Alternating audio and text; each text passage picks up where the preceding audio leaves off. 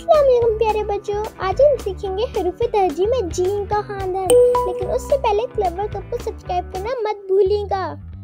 जा जा जा जीम, ये है हर्फ जीम। इसकी आवाज जा जा जा जा जा जीम।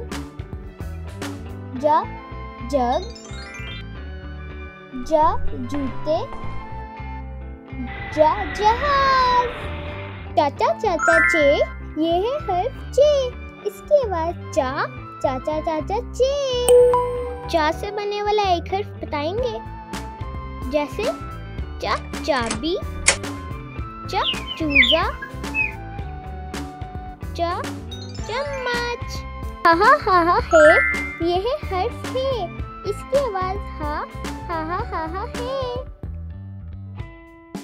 हा हजाम, हा हलवा, हा हुक्का। खा खे, ये है हर्फ खे। इसकी आवाज खा खे। खा खरगोश,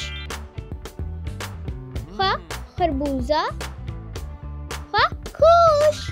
प्यारे बच्चों, क्या आपने फर्क सुना?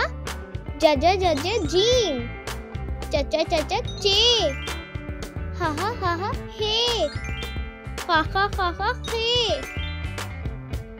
क्या आप हमारे साथ दाल का खानदान सीखेंगे? उसके लिए क्लेवर कप्स को सब्सक्राइब करना लाजमी है। खुदा हाफिज।